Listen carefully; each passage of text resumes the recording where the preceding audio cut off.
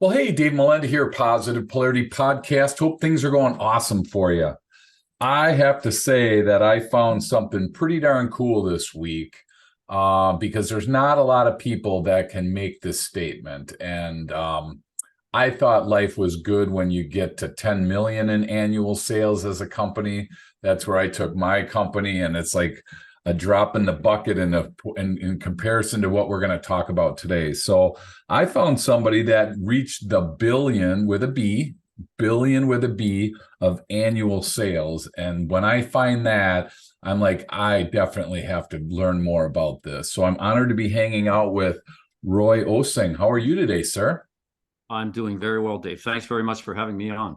Absolutely. So you're president and CEO of Brilliance for Business and author of a book series, Be Different or Be Dead. And it's like, oh my gosh, I love the be different thing. It's pretty extreme on the be dead part. So we'll definitely unpack that today. So fill me in on this $1 billion in sales thing, because that's like mind blowing. So fill us in on how that happened. Yeah, so the setting is the telecom communications industry several years ago, where it was struggling through a metamorphosis towards being a highly competitive world. At the same time, the internet capability was just coming on stream. I happen to be in a telephone company, Okay. communications company, was asked to basically take on the role of president of an organization who would be charged with actually getting us into the internet space. And so it was really an early stage data company, and I took it, and I still get goosebumps when I think about this, because we did some pretty basic things Okay. over a number of years to actually build this business. We didn't start out with the objective of a billion. We knew the opportunity was huge. We just started doing some stuff and looked back and said, hey, we did this thing. This is a huge mountain. We climbed it. Look what we achieved together. And yeah, and it's been I've been communicating the kind of, as we're doing here, the kind of things that worked for me in that Sure. journey. Yeah. And so be different to different, it means obviously a lot of different things to a lot of different people, right? So where did you come up with the ideas that you implemented? Were they something that you practiced through the years? Was there somebody that taught them to you, or where did you come up with those? So for the most part, I call it learning on the run. I mean, figuring out practical and simple things that lit fires in people and motivated them to join the journey. No, it was not an intellectual exercise. We could do a whole show on my thoughts about intellectualization and how far that gets you in a world where you need execution and movement.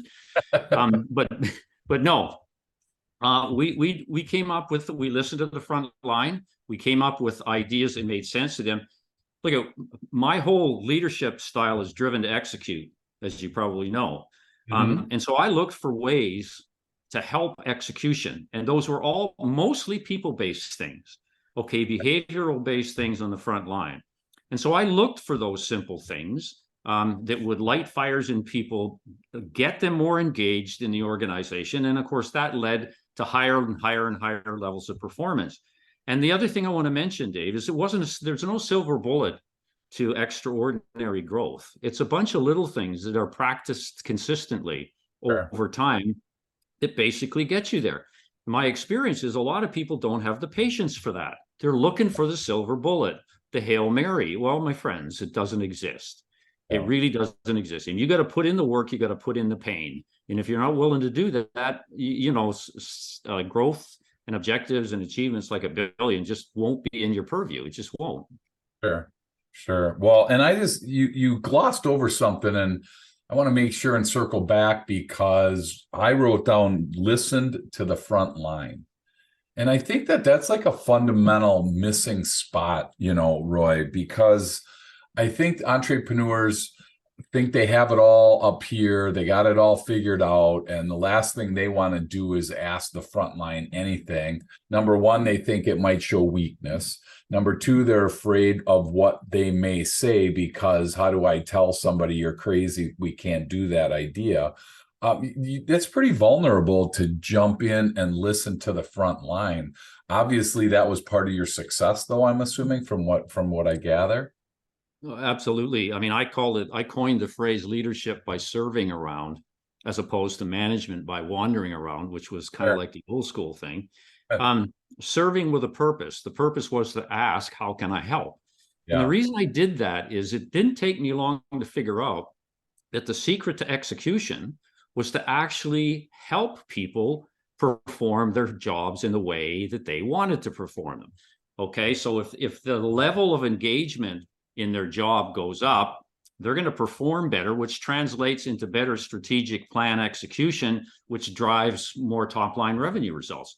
So I would say that I probably spent, I don't know, 25-30% of my week embedded in the front line. I mean, all over the company. They got to know who I was. I promised them things, delivered them things, and man, their chests pumped up and they just executed like you wouldn't believe. And so the frontline focus is a cultural thing. To your Sure. point about being vulnerable, I mean, Yeah. you got to put personal vulnerability aside here. We're dealing with performance. Yeah. Okay, you do whatever it takes, right, to enhance the performance of your business. And in this particular case, it was an easy ride for me because I just kept asking, how can I help? How can I help? How can I help? And that tag got attached to me. Here comes, how can I help Roy? All right. And the vulnerability you face here is if you don't deliver. If you don't deliver, then you're dishonest to them and they will hold you accountable for that. So it's a really tough thing to take on, but at the end of the day, it's very rewarding and the business grows. And that's what we're here to do as leaders. Yeah. Well, and I'm just curious. Sorry, drink run here. How can I help? At first, you probably got a lot of blank stares. You probably got a lot of people that said, I'm fine. I mean, did it take them a while to really Yeah. grab that concept when you started asking?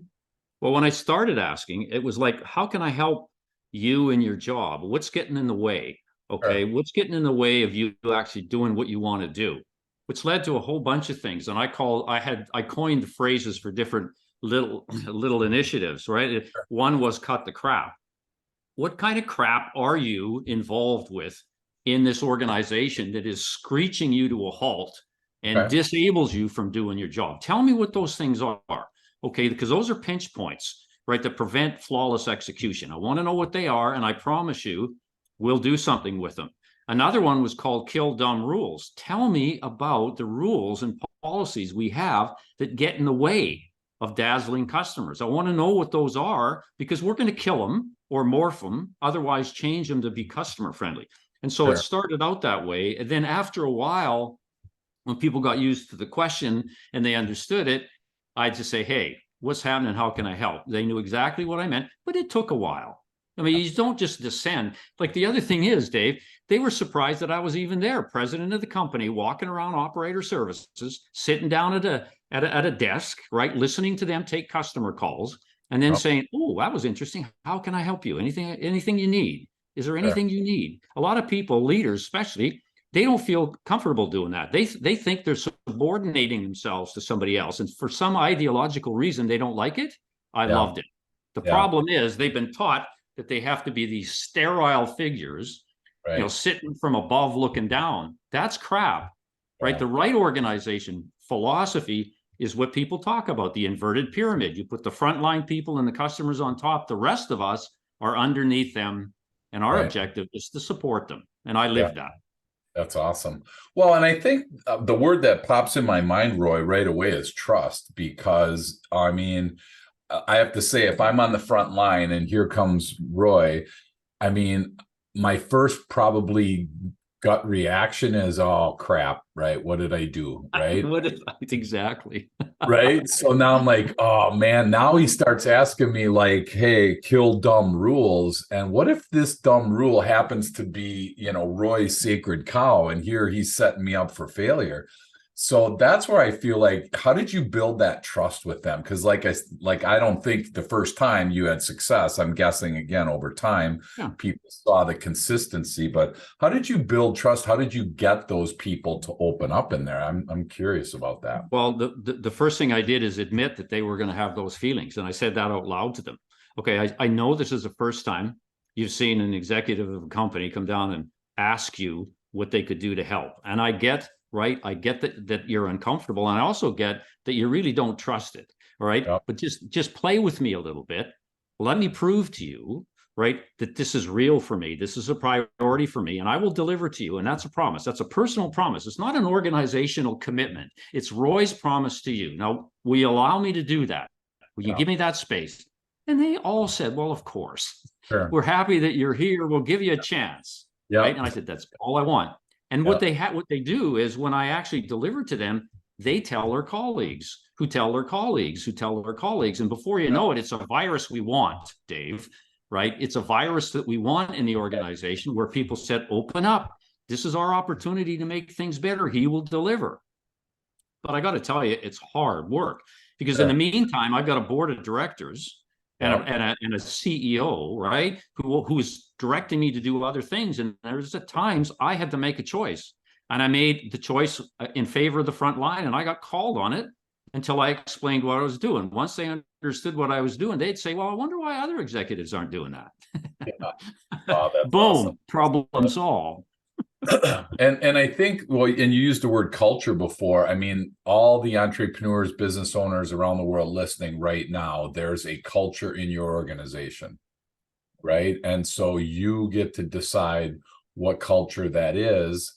And it's either the openness, the servant thing we've been talking about, the vulnerability. It's either that or it's, that pyramid inverted backwards where the boss is at the top. I mean, I remember the stories my dad used to tell me from the 60s and 70s, corner office, kind of smoky over there, big older gentleman in there. You never, if he came by you, you were in trouble. I mean, there were all these stereotypes, right? And we somehow morphed out of that, but some people never left that. So did you have people that kind of really resisted the servant, the inverted org chart, so to speak?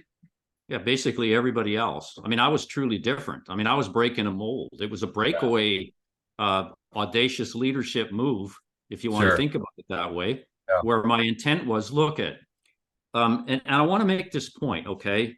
Everybody needs context for what they're doing. Okay, it's not a matter of saying, well, I want to do leadership by serving around, okay, without context. My context in my whole life has been performance.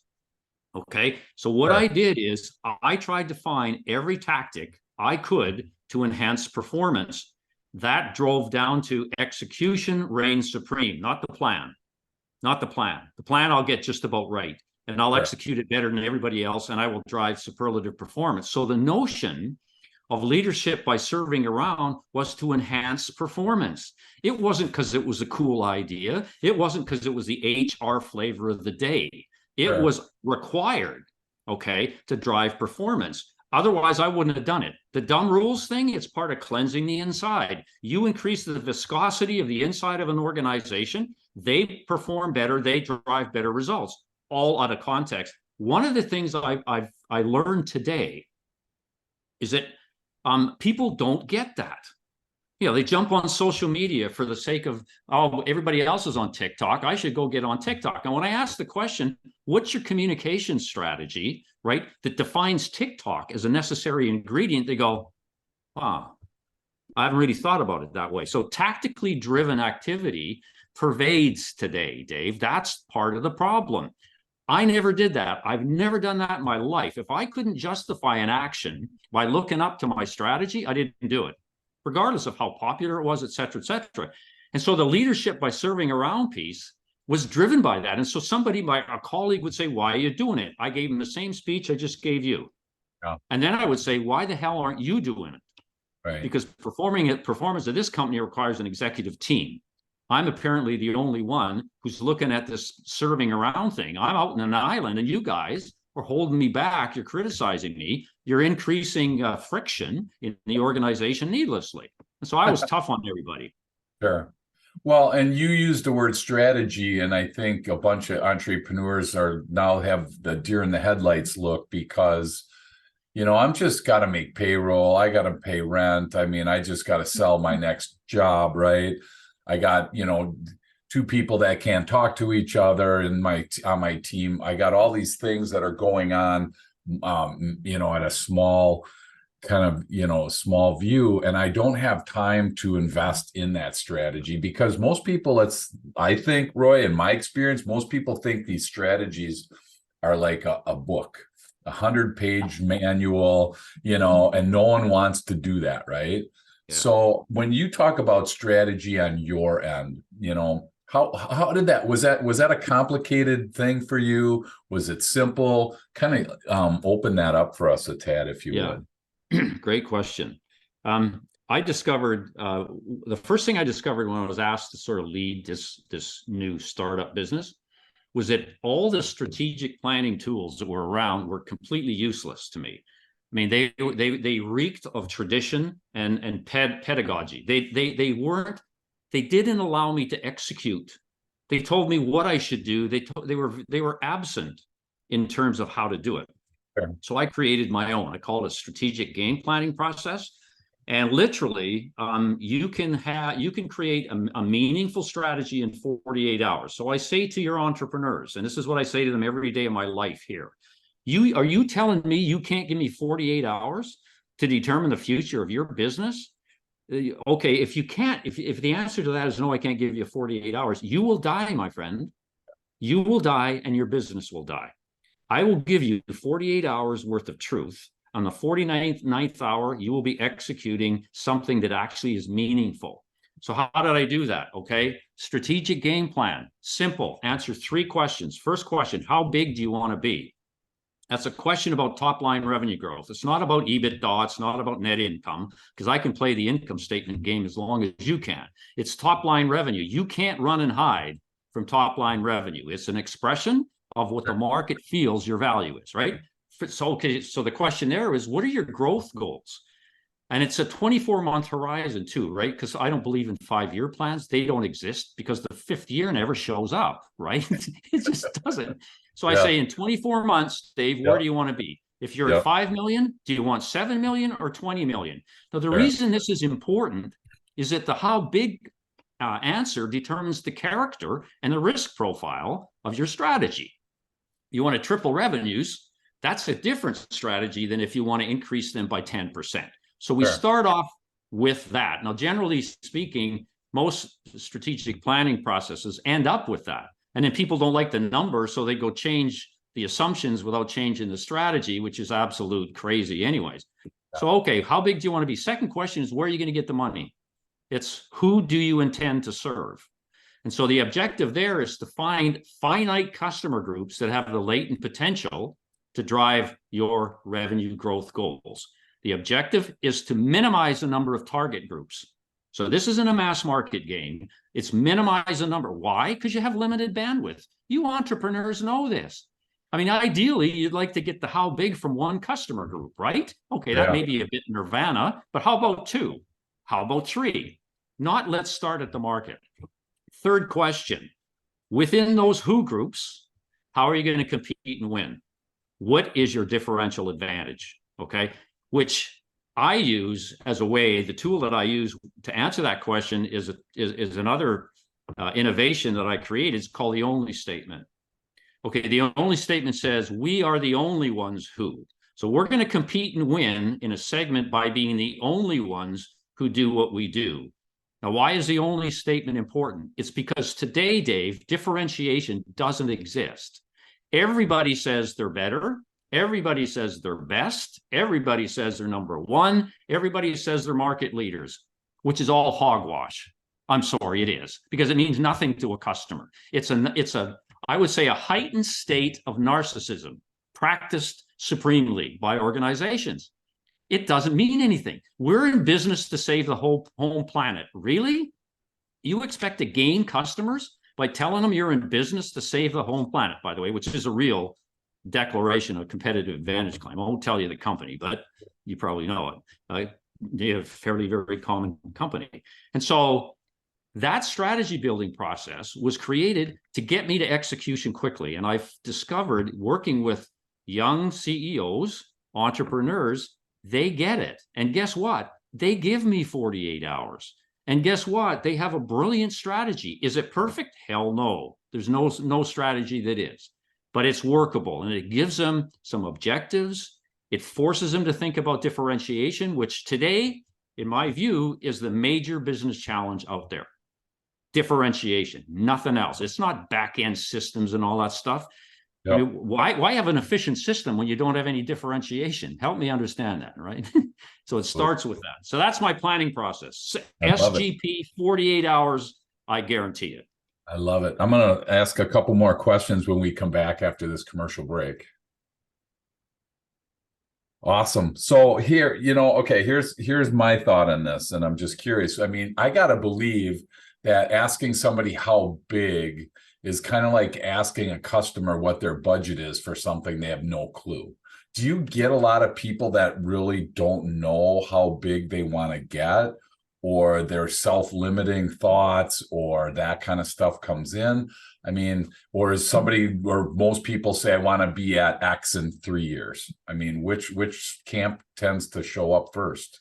Well, first of all, they don't understand the question. Okay. So that's fundamentally it. And basically my guideline is to say, look, okay, without the unknown is the biggest source of creativity anybody ever has.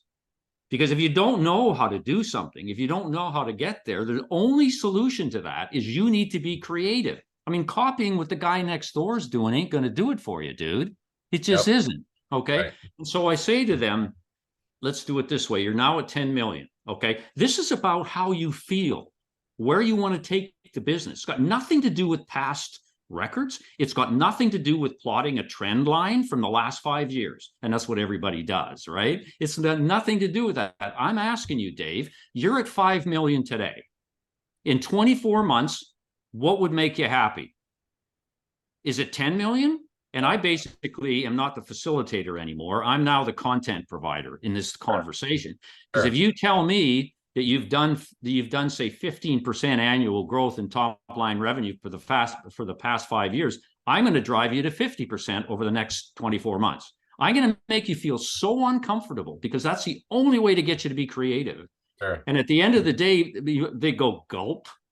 Yeah. What have I done? What have I done? Now, the CEO at the end of the day always has the right to decide. Yeah. I just make it exceedingly difficult for them to take the bottom road. I want them to take the top road, because that benefits customers, it benefits employees, it benefits the business. They will not be the carnage that most startups face on the side of the road. That's my objective. Now, the only way to get there is to get them in the growth mode. And it starts out with, how big do you want to be? Wow. Well, and I think that, I don't know what the percentage is, but it's well over 50. Most businesses fail in the first 5 years, right? These small businesses. Absolutely. And that's key. And that's a shame. But you know what? One of the reasons, I mean, look at the biggest reason for me, why that happens in my dealings with entrepreneurs is this whole notion of differentiation. I tell them, look, if you do not have a unique idea, okay, stop spending money. Go back to basics and figure out what you're the only one at. Okay, please don't do anything else, because all you're going to do, you're going to increase the death rate. I'm sorry, you will. And I'm sorry to talk like that, but that's the only way it'll get your attention. Yeah. Well, and that's interesting, because in Milwaukee here, we used to have a company, airline called Midwest Express. And they were owned by Kimberly-Clark at the time, because Kimberly-Clark, large paper company, was flying people around the country, and they had their own people in their own planes, and they were 2/3, 3/4 empty. So they're like, well, why don't we just fill these with, paying passengers? So they were the first ones to have 2 across leather seating throughout the whole thing. They were the first ones that had, top, you're eating off of crystal, you're having wine, you're having champagne, whatever. And the key was, and I always say to my clients, I'm like, what's your cookie? And they're like, what are you talking about? Well, about 20, 25 minutes before landing, when you're flying Midwest Express, you would be sitting there super happy because you just had a great meal. You're in first class the whole way. Life is good. And all of a sudden, Roy, you'd smell something. I'm like, oh my gosh, it smells like chocolate chip cookies. Chocolate chip, dude.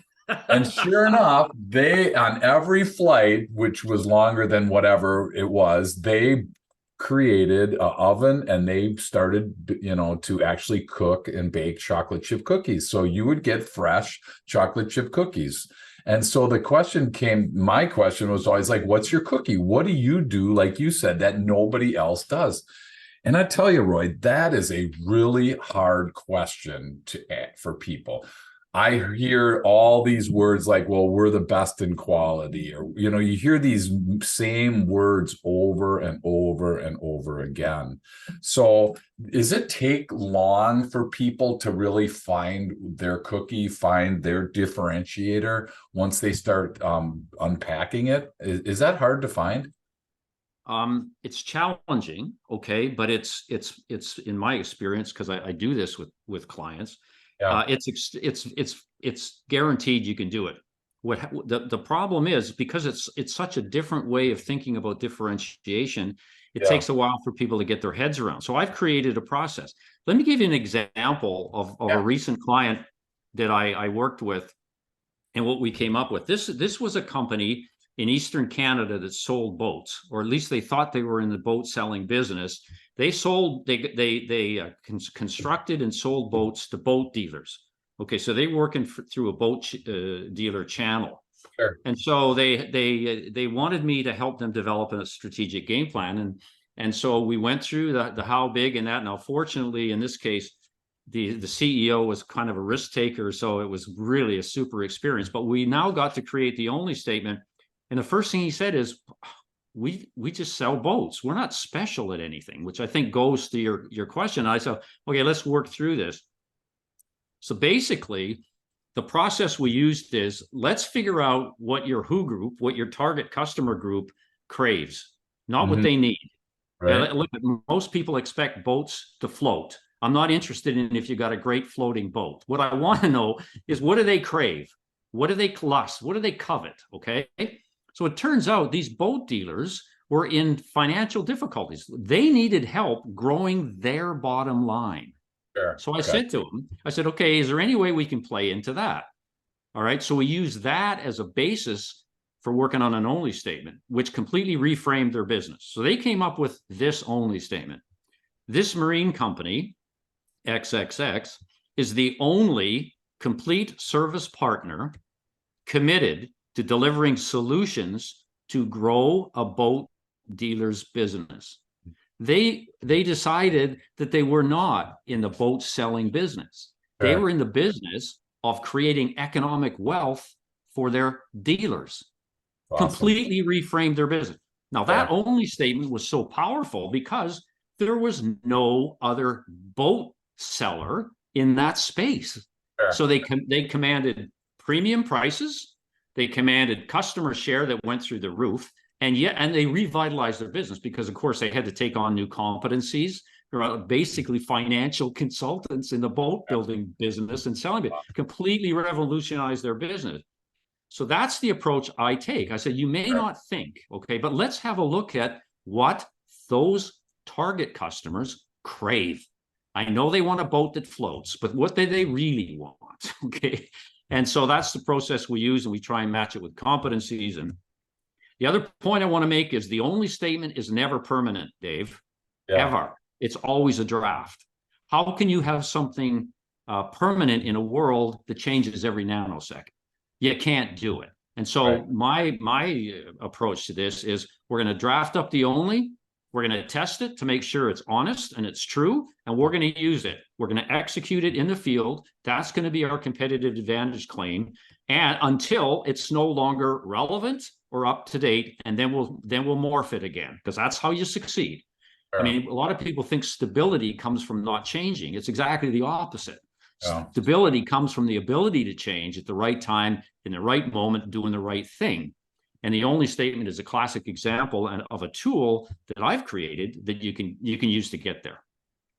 Wow, that's awesome. And it's interesting because there are personality types, Roy, that are outside the box thinkers. And then there's those that are this is just the way we do it around here, right? And I think Yeah. about Kodak or Radio Shack or J.C. Penney's, these large, iconic companies that either are on the verge of closing or have closed, and I wonder if they just sat there and thought, like you're saying, is we're fine. It's worked for grandpa, it worked for great grandpa, it's definitely going to work for us. And that to me is such a huge business blind spot, because that's can be that kiss of death. So I'm guessing regardless of size, you have to really keep your eye on that only statement. And how often do you feel like you have to revisit that with the potential of changing it? Have you seen anything that is consistent? Yeah, every 3 months. Wow. Well, it's only look at. I Yeah. would rather be hyper vigilant than Yep. not vigilant at all. I mean, the consequences are deadly. Okay, Yeah. to miss out on that. So, and the other thing is, I say that because again, the context for me is execution. Execute, execute, execute, which means you have to have your fingerprint on results every 30 days. You have to. You can't leave this for a year and then go check your financials. Yeah. Go check your customer. You can't do that. Okay. That's yesterday's world, maybe. And so I would say, yeah, we're going to revisit this in 3 months, and I'm going to ask you some tough questions. And by the way, you better have customer data. I want survey data. I want to know what your customers think about the extent to which you're actually helping them grow their business. In the case of the example that I just gave you, Sure. and get that diligence instituted in the culture of the organization, which is all about performance. We lack that discipline today. We really do. Sure. We trust that the intellectual solution will find a way to success, and it's bull. Never happens. So that boat manufacturer, how did they get that information out of their dealers, that network? I mean, in today's world where people don't want to take surveys, they don't want to invest any time in that, they don't want to help them, so to speak. How did they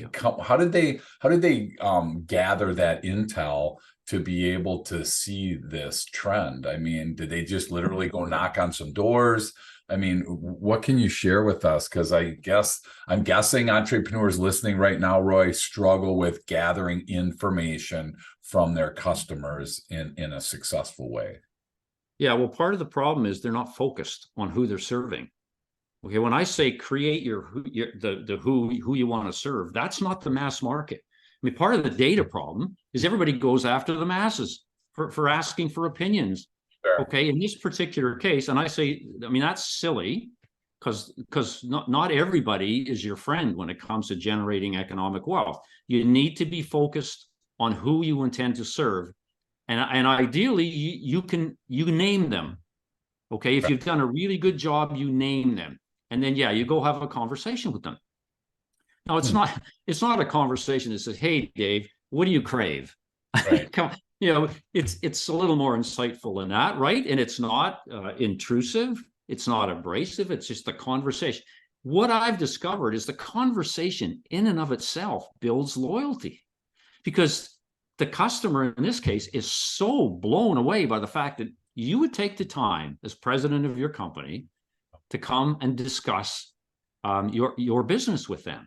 Sure. That they have some opinions and that you're willing to listen to them. Okay, they're so happy with that. And by the way, they tell their friends, and it's a wonderful kind of like viral thing that happens. But yeah, you have a conversation. And what happened here is when they did, they learned that it wasn't about boats. Their biggest problem was their own personal financial growth of their business. And they were struggling with that. And it was a common thing, again, among the boat dealers that they chose to serve, because they didn't choose to serve just every boat dealer. There was a geographic component in there, which made it easy to reach strategically, and that was the right thing to do. And so it was literally 100%, I mean, plus or minus, literally the overwhelming majority said, yeah, that's. So once they got that clue from a few of them, then they could lead with that, right? And they could lead the customer into that conversation. With such questions like, well, okay, let's talk about your inventory turn. Well, first of all, they were amazed that this boat producer even knew what the hell an inventory turn was. Right? Sure. Right. So it was incredibly insightful for them. Sure. and relationship building at the same time. Wow. So I'm guessing again, somebody listening, they're probably ashamed inside that they don't have a better pulse on their customer. So for those people, is that something that you help with? I mean, if somebody was like, man, I don't know my customer as good as I should. I don't understand my only, I mean, there's a bunch of things that are starting to probably rise up now in somebody's brain as they're listening to you. Do you help those types of people? Is that what you do? Come alongside and help that? Is that where you come in? Yeah, basically, I say, let's create a strategic game plan in 48 hours for you. Okay. Okay, that's the context. I'm not going to run it at only statement. I'm not going to run it anything until I understand that you've created a strategy for yourself that will build performance and wealth for you in the next 24 months. Once we understand that, okay, now, which would be complete with an only statement, then we'll talk about how to implement that plan, right? And what the measures and so on and so forth should be, and go that route. Now, the execution of that is really, really important, because people generally feel that they have to have a to-do list of 75 items. In other words, they're overwhelmed with what the possibility should be. Sure. And I try and drive them down to the critical few things. I call it Roy's rule of three.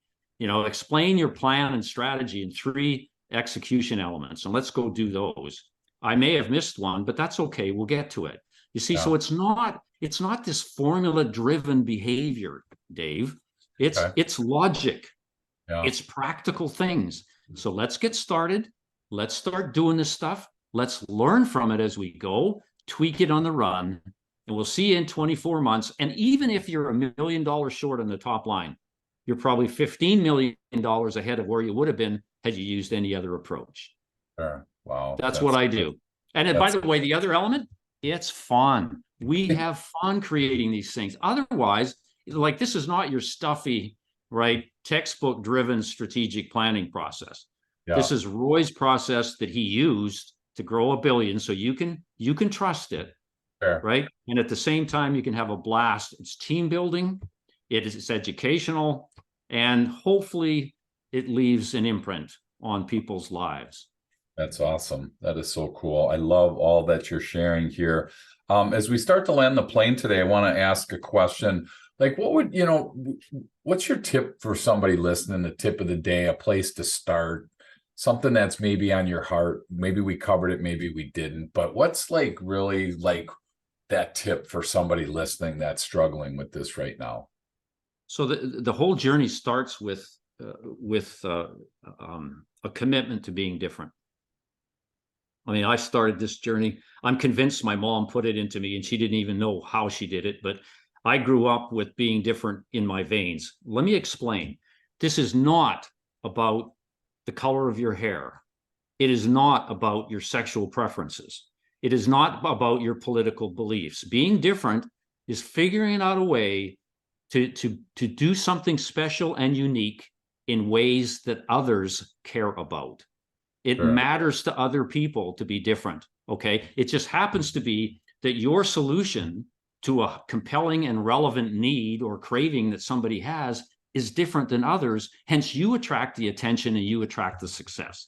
Okay, so you need to think about this whole thing about being, look, some people don't want to go there. Some people are happy to be in the herd, in the crowd. It's safe, it's warm, that's fine. But for those of you who want to get out of that, particularly you entrepreneurs, you cannot be successful sitting in the herd, okay? You need to get the hell out of there and start to create a new box to play in. That starts with an understanding of what this whole be different or be dead concept is all about. So I would say, and we'll talk about this, I got tons of resources. Find a way to be comfortable with that, and do one thing for me, right? The next time you're confronted with a challenge, right, I want you to ask yourself the question, how can I do this differently? That's all I want you to ask. Don't go to Google and find out how other people are doing it and copying them. Copying is the enemy of being different. It sucks. Get the hell out of the copy. Get in the creativity bucket, right? You can't copy your way to success. That's insane, right? And a lot of entrepreneurs, unfortunately, do it. And I know I'm being tough on them, but they need to be taught to this way to get them the hell out of that frame. So ask yourself the question. And then the next day, ask yourself the question twice and just start to get used to it, and then try some stuff. Look at it's not going to ever be perfect. I got this concept that I call be imperfect fast. So if you're going to be imperfect, which is a whole notion of experimentation, be quick. Yeah. Get on to something else. Try it. If it doesn't work, get the hell on to something else. Right? Just keep doing that sort of stuff. Make it part of who you are. Get a strategic plan together, and then just start moving forward in what I call baby steps. Progress in this world is about baby steps. It's not about giant leaps. Never has been, never will be. And that's how I would suggest. And call me. We'll have fun.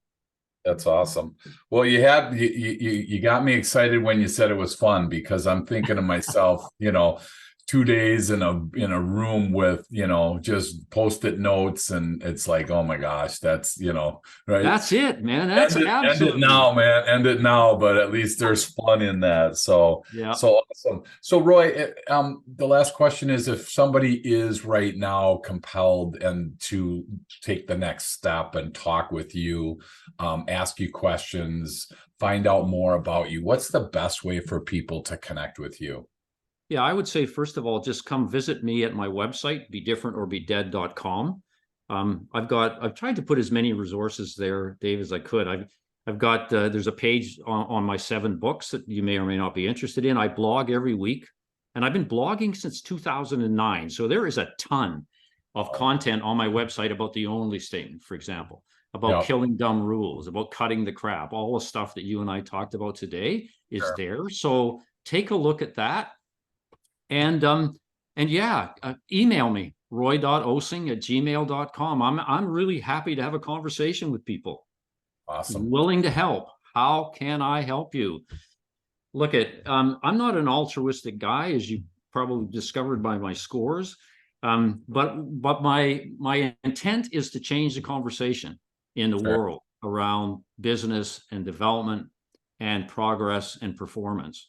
And so if we can help that, and that's why I appreciate being on your show, if we can help give people some information that will motivate them along that route to get the hell away from the textbook, to get away from tradition, right, in ways that other people care about, then it's been a good day for me. It's not about selling books. It's to try and make a difference in the conversation. Well, and it's so easy to blame the government or blame the weather, blame the competitor, blame the customer. You can blame pretty much anything you'd want. And what I love about this being different, it actually kind of turns that spotlight internal.